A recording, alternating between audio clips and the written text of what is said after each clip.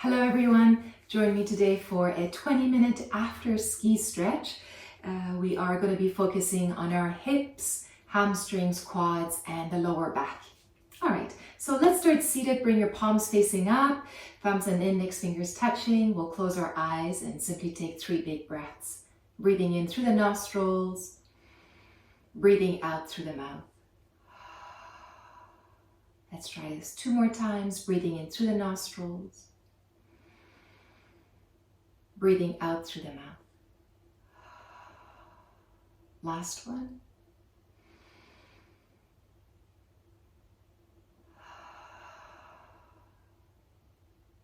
All right. So as you have this tall spine, see if you can stretch your legs in front of you. We'll bend the legs a little bit, moving our sit bones or our bum cushions out of the way, finding the sit bones here. And then gently as we inhale, the arms reach up. As we exhale, we'll lean forwards and drop into a forward fold. In your forward fold, breathing in and out, in and out.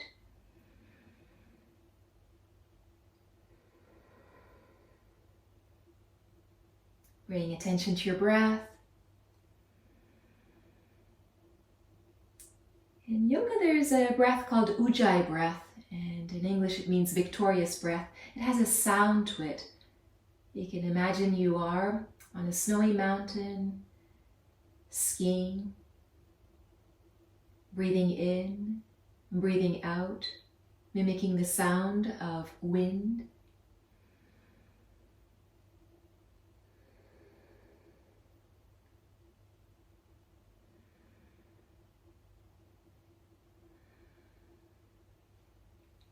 We'll relax at the jaw joints, and as soon as you soften at your jaw joints, you might find that the shoulders relax, shoulder blades gliding off the back of the rib cage. Your hips might get a bit heavier. We'll bring chin close towards the chest, opening up back of the neck.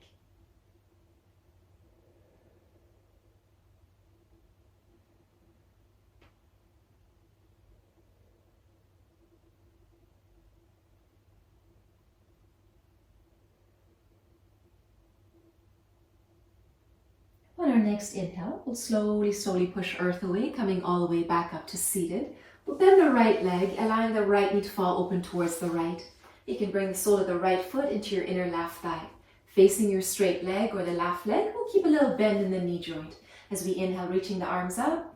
As we exhale, leaning forwards and dropping into a forward fold again. The idea is to place our chest one line with our legs, so the sternum, the center part of our rib cage, might sit one line with our knee or shin or thigh. And then ever so gently, we'll bring the chin close towards the chest, opening up all the way from the crown of the head, down the spine, into the tailbone.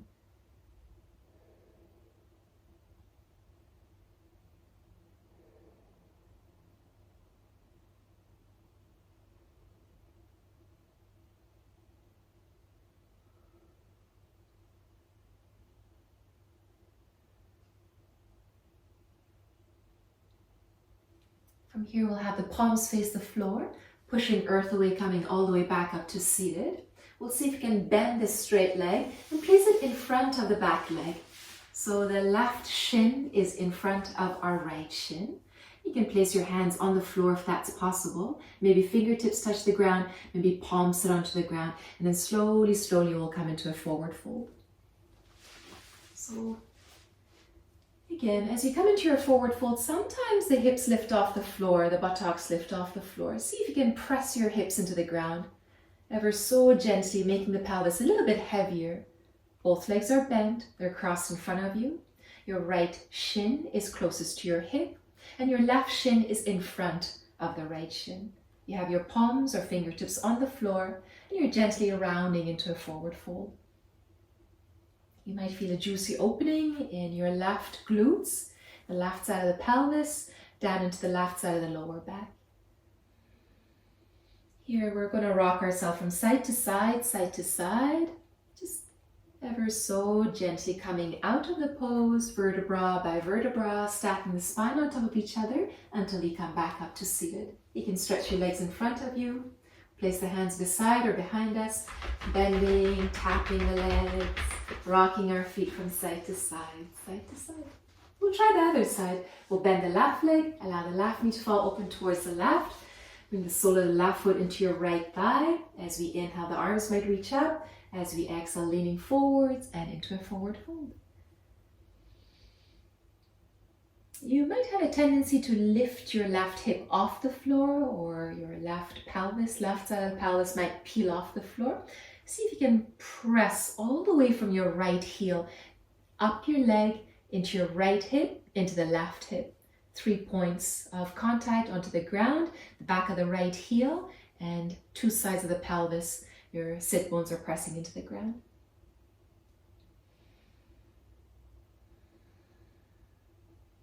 Each exhale might take you a little bit deeper.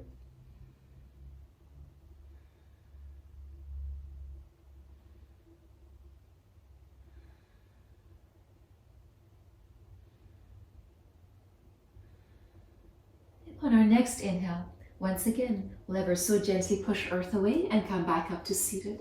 Once you're back seated, we'll bend the front leg or this right leg and place it in front of the left leg this time. So the right shin in front of the left shin, hands or fingertips in front, and we'll slowly, slowly come into a forward fold.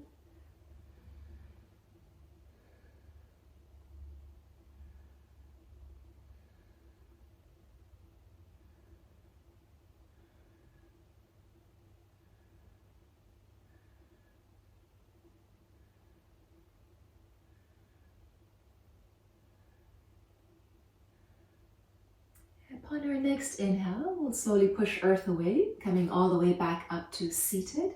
We'll stretch the legs in front of us. You can tap out your thighs, back of the calves, rocking our feet from side to side. Bending the legs and rocking the knees from side to side. You might feel a nice massage into your glutes, into the piriformis muscles.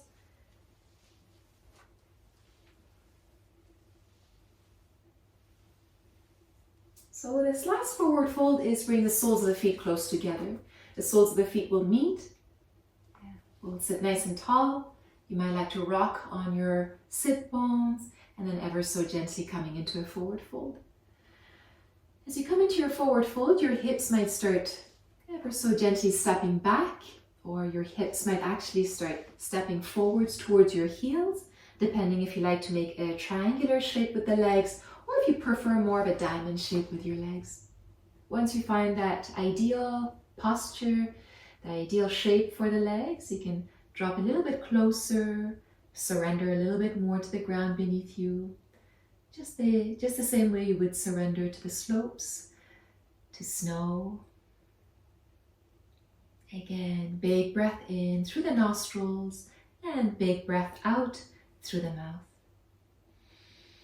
Mimicking the sound of the wind.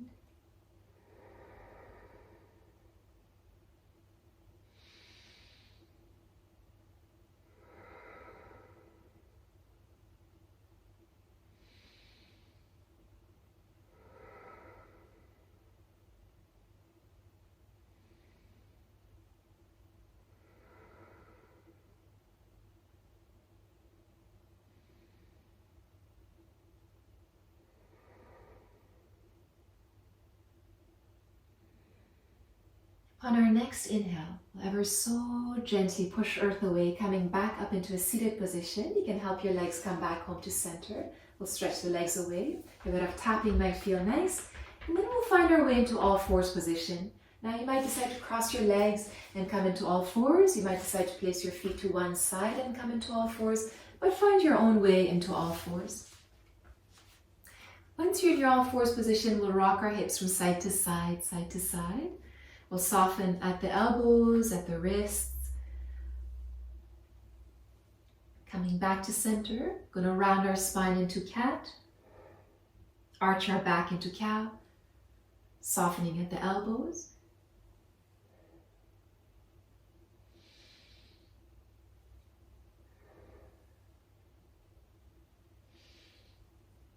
We'll return back into a neutral spine, walking hands towards the left side of the mat. We'll take a big step with the right foot. Once your right foot steps forward, might be one big step, or maybe small little baby steps until you find that perfect sweet spot. We're going to floss the hips, by ever so gently leaning forwards and backwards, forwards and backwards. And then we're going to get into a twist. Keeping our left hand on the floor, you can either have your fingertips on the floor or your palm. Some people like to make a fist and placing knuckles or the fist onto the ground, up to you. If your back knee is already being bothered, you can take the side of your mat and kind of fold it inwards and place your back knee onto the folded part of your mat. We'll take our right hand and place it on the right knee or the right thigh, facing towards the right. 2 more breaths here.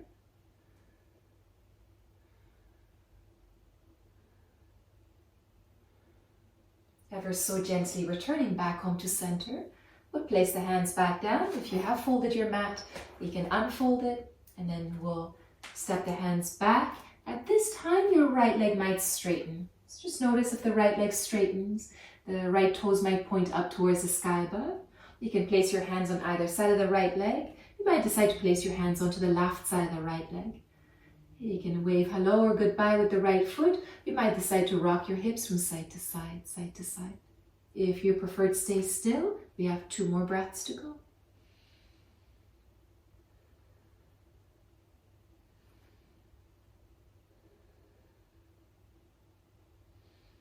To come out, we'll place both hands onto the left side of our right foot. We'll ever so gently make room for the right leg to come back. Once you're back, you might like to rock your hips from side to side, side to side. We'll have the fingers face away from each other, rocking our weight onto the right hand, left hand. Getting a nice stretch for your wrists. Holding onto ski pole, sometimes place a lot of pressure onto the wrists, onto the hands. And then we'll bring the hands back home to center. This time, we're going to walk the hands a little bit towards the right. We'll step the left foot forward. 1 big step or small little baby steps until you find that perfect spot. Once you find the sweet spot, a bit of flossing of the hips, rocking hips forwards and backwards, forwards and backwards. Depending on the angle of your hip joint, the way the femur head is sitting in the acetibulum, you might decide to open your left foot a bit more towards the left. It might even end up off your mat, or you might decide to bring it inwards. So customize the pose to your body, see what fits you the best. And then once you found that sweet spot, we're going to hold here. Again, if the right knee is bothered, then you can lift the side of the mat and double it up under your right knee joint. We'll keep the right palm onto the floor, but we'll take the left hand and place it on the left thigh or the left knee, twisting towards the left. Now make sure that your shoulder is sitting nicely on your kind of shoulder blade, on your back. So nice, strong, humerus bone in the shoulder joint, and the shoulder blade is sitting on the back of the rib cage, and you're not tilting it forwards. Beautiful. From here, we'll look back down. We'll place the hands back down, and we'll start walking the hands back towards the back knee. As you walk your hands back, your left leg might straighten, your left foot might flex, the toes might face up. Again, it might feel nice to rock your foot from side to side, might feel better to rock your hips from side to side. If you prefer stillness, stay there. 2 more breaths.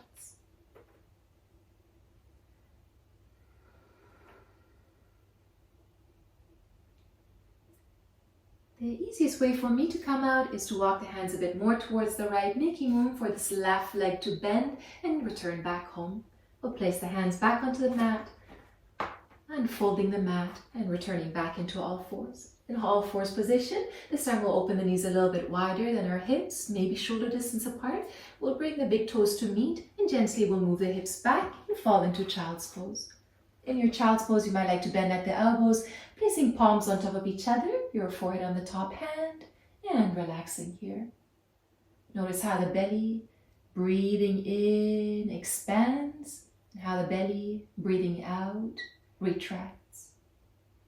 Use that to your advantage as you breathe in, fill up the back body, massaging the lower back muscles just with your breath. And as you breathe out, softening and relaxing.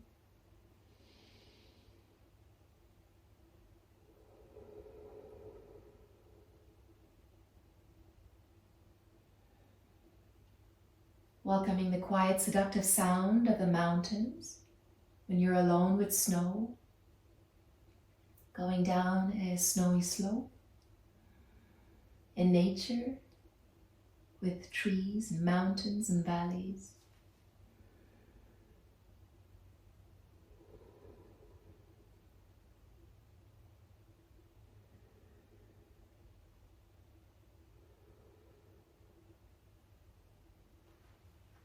Here we'll place the palms back down onto the ground, right under the shoulders. We'll push earth away and come back into all fours position. Once you're back in all fours, we're going to stretch the right leg behind us. As the right leg stretches behind, press the right toe pads into the ground, bend at the elbows. You might get a juicy stretch all the way rippling from the Achilles tendon, up your leg, back of the knee, into the hamstring muscles. You might round your spine a little bit. Your chin might get close towards your chest. Shoulder blades gliding off back of the rib cage. Both elbows are bent, equal weight in both hands. And then ever so gently coming back to center. Nice strong core. We'll see if you can lift this right leg and cross it towards the left. Once you do, place it back down and take a look at it. Juicy stretch on the right side of the spine, right hip, right IT band. And then we'll bring the head back home to center. We'll lift the right leg and place it back down. Rock our weight from side to side, side to side. You can shake out your hands one at a time. And this time we'll straighten the left leg behind us. As the left leg stretches behind, again, left toe pads press into the ground, opening up soles of your feet one at a time. We'll bend at the elbows, pressing palms into the ground. We'll go with the flow, with the wave that comes or ripples all the way from our toes, up the sole of the left foot, into the Achilles tendon, the calf muscle, back of the knee, the hamstrings, the glutes, lumbar spine, thoracic, and then you might like to bring your chin close towards your chest into the cervical spine. Head comes back to center. We'll engage our core muscles, lift this left leg off the floor, crossing it towards the right this time, and we'll take a look at it.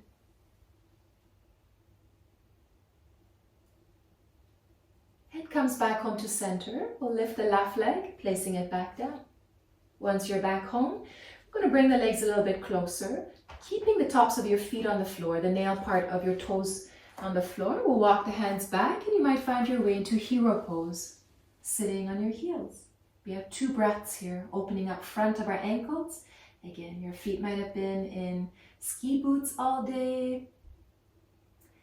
So opening up these ankles, helping with strength and stability, with flexibility, especially it helps with the lower back.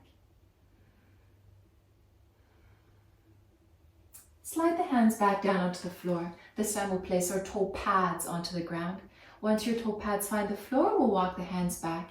You can keep your fingers onto the floor. You might decide to lift your hands off the floor and place your hands onto your thighs. Palms might face down, palms might face up. 2 more breaths to go.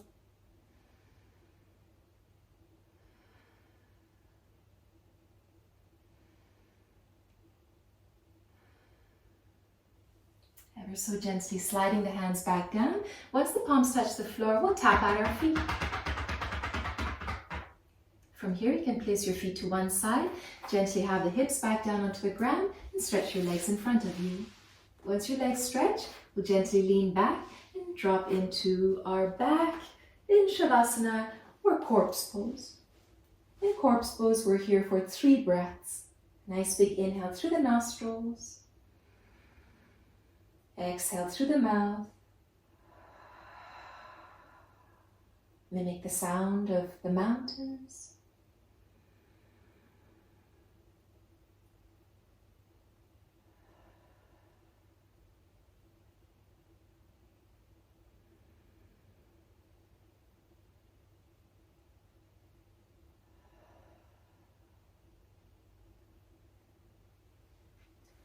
So gently we'll bend our legs, rock our knees from side to side, side to side. And pretend yawn might feel nice, a big stretch might feel good. And then you can roll to one side and come back up to seated. We'll bring our palms together. It's a symbol of bowing to the light within, for making time to show up for our practice and on the mountains. Namaste.